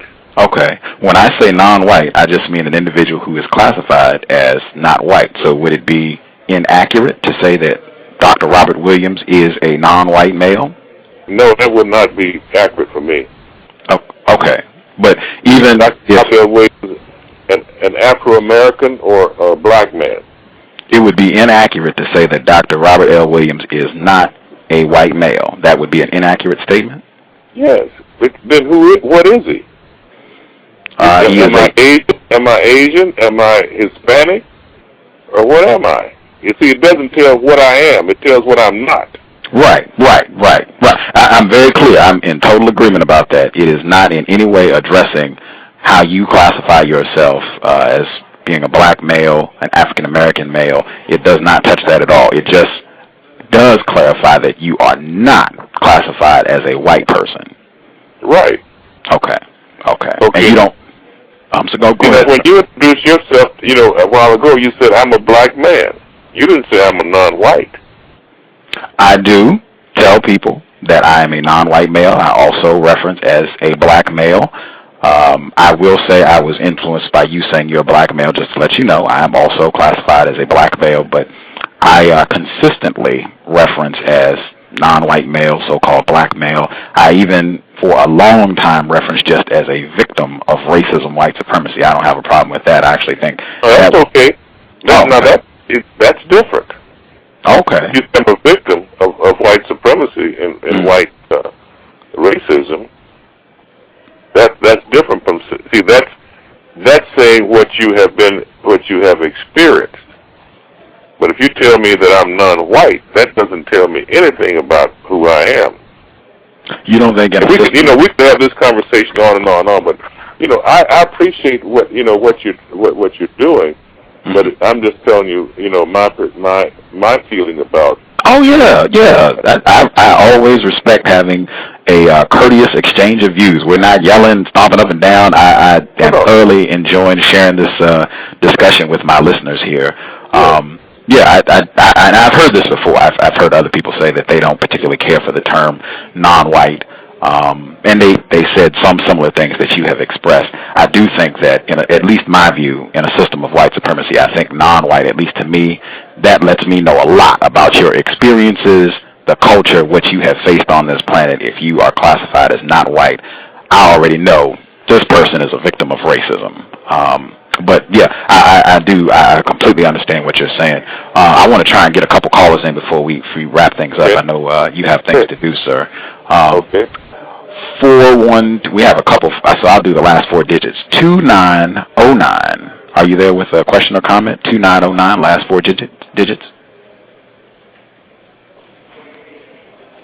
Last four digits, 2909. Are you there? Okay, I will assume they are just listening. You can press 1 if you want to make a comment. Had another person called in at 111. Are you there at 111? Hello? Yep, we can hear you. I had a thought, but I'll just pass. Speak up real loud and clear so we can hear you if you have a question or something you would like to share with us. I said I had a thought, but I'll just pass. Oh, okay. Groovy. Okay. Thank you for listening. We appreciate it. We have, there are two people who called in with the same number. Last four digits, 2909. Are you there? 2909, are you there? Very strange. Okay. You have another person at 111. Are you there? Well, I'm here. Is that me? Gotcha. Okay. I have a question for Dr. Williams. I wanted to know what you held your doctorate in. I was hoping that it was something in psychology or psychiatry, because I know the issue had come up before as to why the Diagnostic and Statistical Manual, I guess the 4th edition is the one that's been out for some time now, why nowhere in there is there a diagnosis on any of the axes. As my understanding is, you have your primary one, which is treatable. I think you have a secondary one. Axis 2 is something that's not treatable, such as mental retardation or things that are not deemed to be treatable, etc. I believe it's Axis 3 that talks about psychosocial stressors, the things that could be affecting you and causing you to be having difficulties. Is that correct? Is it Axis 3 that is the psychosocial factors? You know, let me just explain. I've been out of psychology now for almost 18 years. The DSM manual has changed over the years. I have not been privy to keeping up with it. When I left DSM manual, it was either 2, 3. So what is it now, 4 or 5? Right, it's 4. They're working on 5, I think. So I left when it was DSM 2.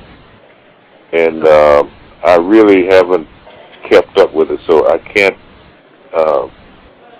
answer that question in terms of what the various levels are, 1, 2, 3, because I've had no reason to keep up. I closed my practice in 1992. It's been a while.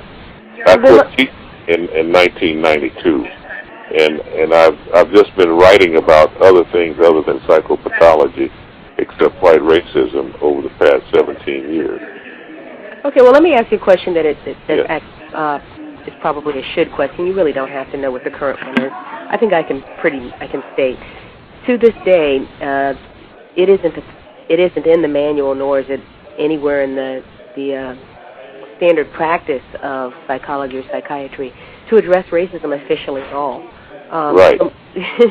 And so my question would be to you, would you advocate for that? Would you say that is something that needs to be officially recognized as the main stressor, maybe the main cause of mental illness in black people? And let me state how I define black. I agree with both you, the host, and Dr. Williams, and the host, Mr. Renegade. One is if I actually don't think double negatives are helpful, and to me non-white is a double negative because white means not of color, so when you say non-white it means not of color. But I am not proud of being black for two reasons. One is because I define black simply as being a victim of racism, meaning that functionally it is the opposite of white. I agree with you to say, in the same way that you don't say you're non-female, to say that you're male, it doesn't tell you who you are. But if I say I'm a victim of racism, and to me a victim of racism is a black person. So to me, anybody who's a victim of racism, whether or not they're now walking around calling themselves Chinese, or so-called Chinese, so-called Aborigine, so-called Korean, so-called Mexican, if you're a victim of racism, Native American, if you are a victim of racism, if you're not allowed to function as a white person who's eligible to practice racism, that to me means the lights are out. You're a black person. And that's the way that I use it. And the reason I choose to say black rather than non-white is because once you say non-white, then there are a lot of people who want to say, well, I'm non-black too.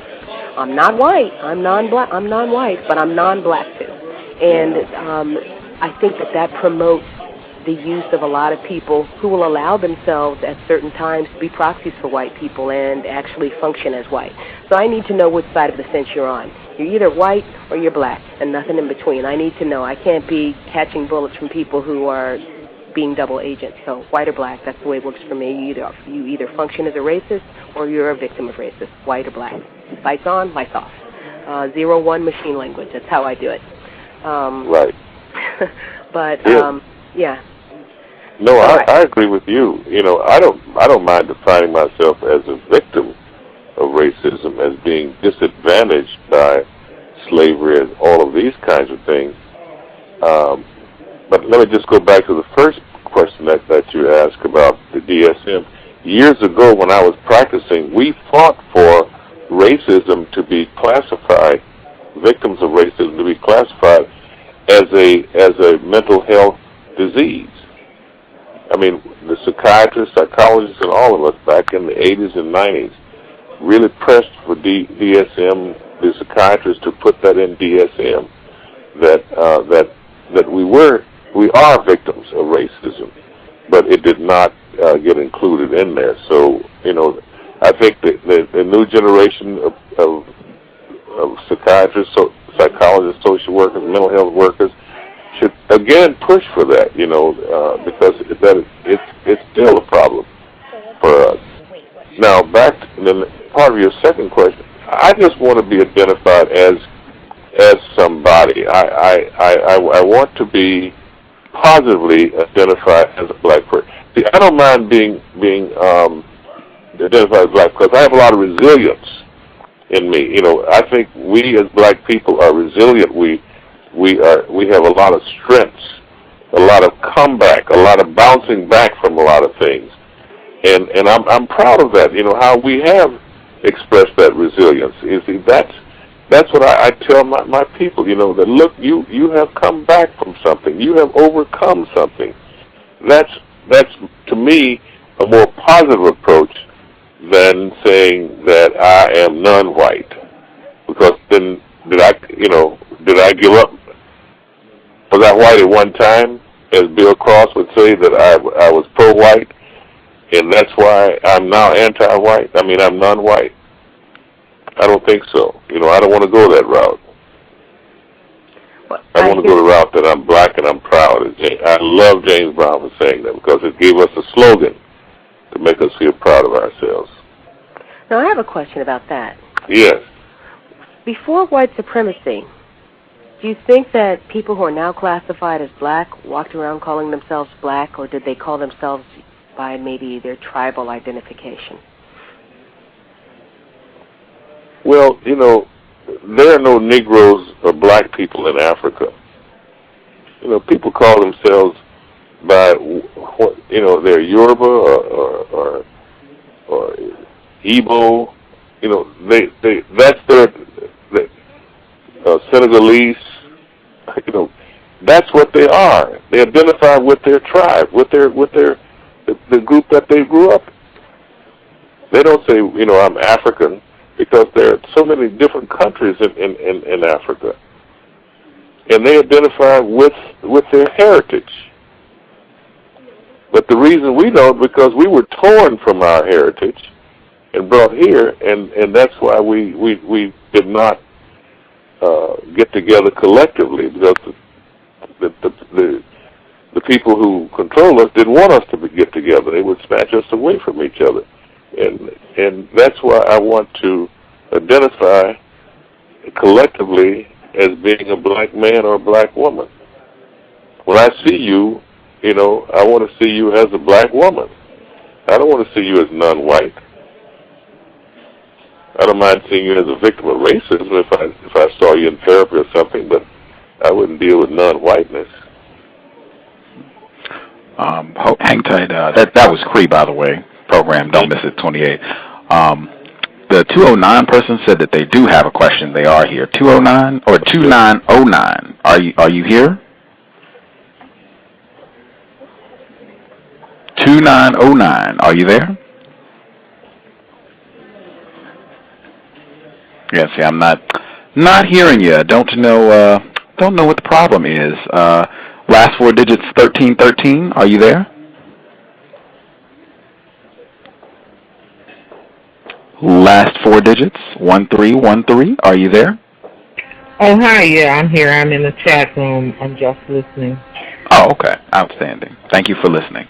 Let's see, 2909. Oh, she says she's okay. Groovy, I think we hit all the questions. Groovy. Cree, if you wanted to proceed, if you had another question or comment you wanted to make, go right ahead. I wanted to follow that line of the whole tribal thing. I think that tribal or nations, or I can put this as a question, do we have right now the power to enforce our tribal identification or national identification, or are we forced because the reigning system is of power on the planet is white supremacy? Are we forced by the white supremacists, regardless of what we want to be ourselves or how we want to function, are we forced to function as black, regardless of the names we choose to give ourselves or the way we choose to function? I might want to be Fulani, or I might want to be Moorish or all that, but if the white supremacist says, no, what you are is black, you're not white, then isn't that what I have to go by because I don't have the power to go against them? Well, you don't detach yourself from your family name. I'm a Williams. I'm proud to be a Williams. I'm a descendant. You don't detach a name from that. Just as the people in Africa don't detach themselves from their tribal roots. I don't think we're forced that way. You were born into a family and you attach yourself to that family. Why should that be even a question about being forced? Even we grew up in a family. The family is the smallest nucleus, and then you get into the relatives, and all of you have common names or so forth. So you don't detach yourself from that. You have family reunions in order to get together again.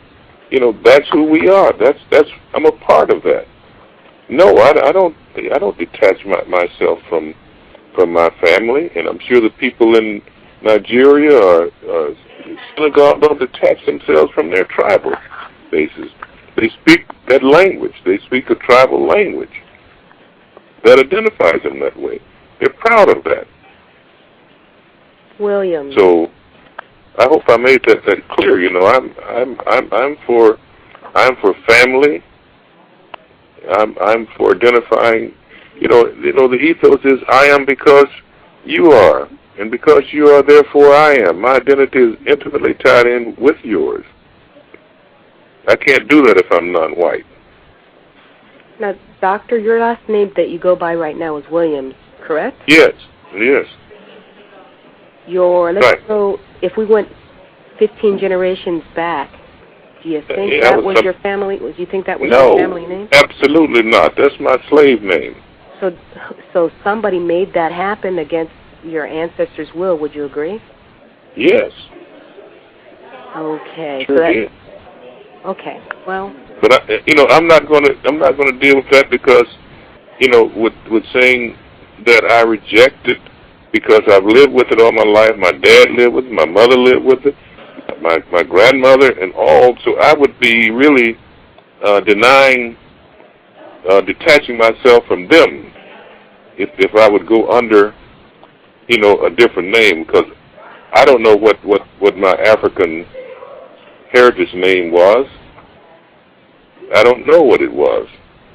But I do know what I can go back, a couple of generations to, and that's it. That's all I need to know. Yeah. To me, that says it all, but, I think we've exchanged views. You would do what? To me, the last statement that you made says it all. For me, maybe it doesn't for you, but it does for me. It speaks to the power of the white supremacists to affiliate us any way they want. And, they threw us in the ships without regard to our tribe, and that's the way it's been ever since. Yes.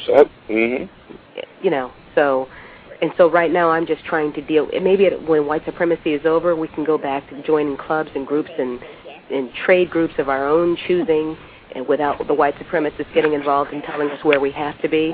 But that's why I'm focused right now on replacing white supremacy with justice, and so my focus is on on that. But I've appreciated exchanging views with you. Yes, I appreciate what your comments. They're very, I don't have any trouble with that, but I'm just telling you where I am. I'm dealing with my family, whom I love. All my children are named Williams, and I have 8 of them, and I'm glad to have them. 17 grandkids, 10 great-grandkids, and they all sprang from me.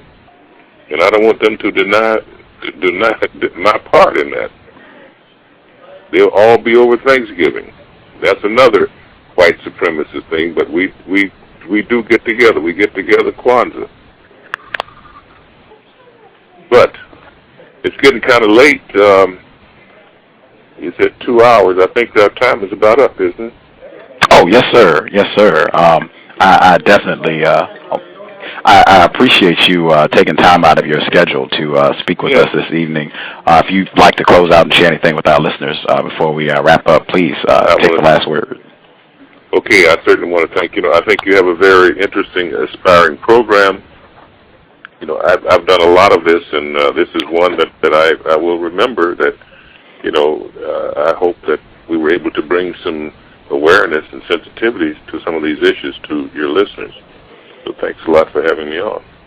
Thank you. Thank you. I appreciate the opportunity to speak with you, and I hope everyone will check out your book. Again, Dr. Robert L. Williams, Racism Learned at an Early Age Through Racial Scripting. Thank you for taking time out of your evening with us, Dr. Williams. Okay. All right. Outstanding. Thank you, sir. Right. The folks at Blog Talk Radio hijacked my switchboard again. It had worked the last 2 shows. I was thrilled. It's gone. It just appeared in the blink. I was about to play Mr. Williams' commercial, and I can't even do that. Oh well. Justice. She said she had an important announcement to share with our listeners. We will hopefully hear what she wants to share with us. I think she's ready. Sometimes, I hear, actually, I think it's aspects of the time when white people or non-white people come on the shows. They, like most of it is just yes or no questions, and they just keep filling bunches of words, and I think that it should be a yes or a no. If they say yes, I think it should be yes, and then fill it in of kind of match up to their answer. They say no, match up to their answer. I would really like that. Because I know that white people, they keep just doing bunches of words, and buckets. And I think it should be a yes or a no, and then match it up. Thank you. Have you seen non-white people do that too? Yes, I have. Wow. Do you think that is constructive when people are sharing their views on racism, white supremacy? Yes. You think it would be constructive if they answered the question as opposed to just talking a lot? No. I would say just yes or no, and then say whatever they have to say after, but just match it up what their answer. Yes or no.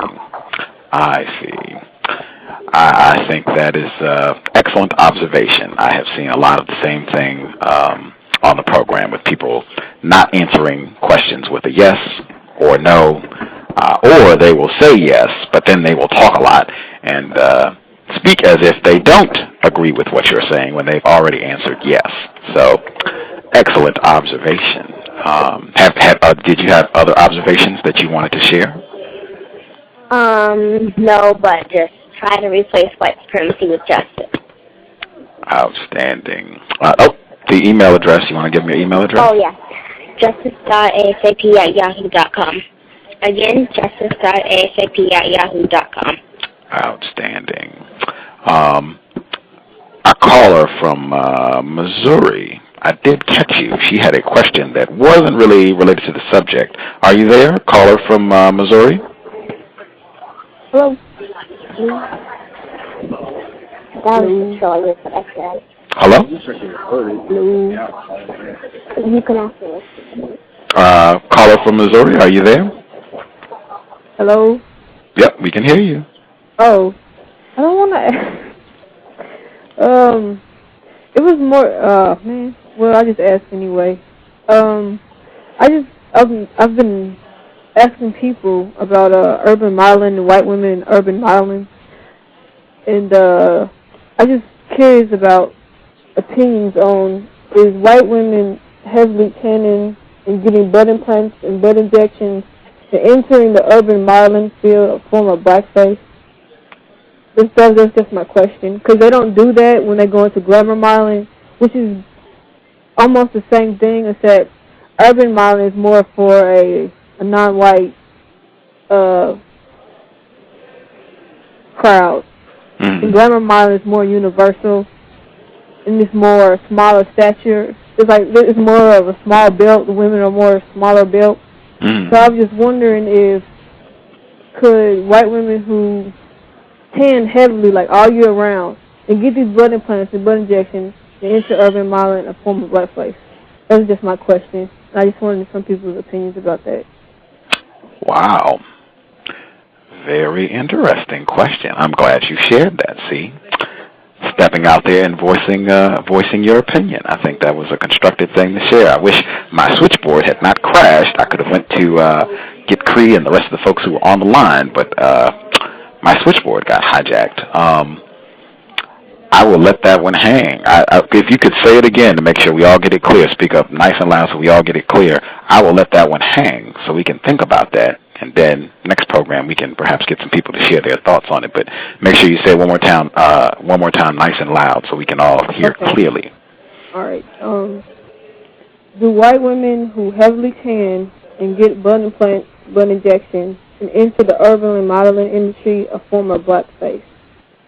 When they don't do the same when into glamour modeling, which was more of their field, because they're, well, if you're not fat, but, if you're like a slim built, then that would be more of a universal field. So is them heavily tanning and getting butt implants and butt injections into urban modeling a form of blackface? That was my question. Wow. And the heavily tanning, I mean like year round, like really, really dark. They're like darker than my mom, and she's naturally tan. So, yeah, that was my question for the audience. Wow. Excellent question. I hope folks who are listening to the broadcast, I hope they will ponder on that one. That was a little different than the question you asked me earlier today, so I'll have to think about that myself. What led you to think about that, if I may ask? Well, what led me to think about it is that in order if a white woman, if she wants to make some money right now, all she got to do is borrow a couple $1,000, get them butt implants, get some tans into the urban modeling industry. Because I see some really, no offense to them, but not attractive white women just making a lot of money just because they got a butt implant, right? So I was just thinking, like, they're taking advantage of that.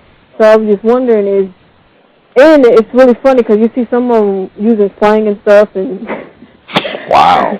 Yeah. So I was just wondering, is that a form of blackface for them to make some money? So, yeah. Wow. Yeah, some people... perhaps you could send us some pictures of this. I haven't really seen that. No, I'm not. No, cause I don't. No. Well, yeah, I'll do it. Yeah, I would like some evidence. I haven't seen this. Give us some evidence so we can see what this looks like. That way, I have a better idea. I have a visual aid to accompany my thought process about this.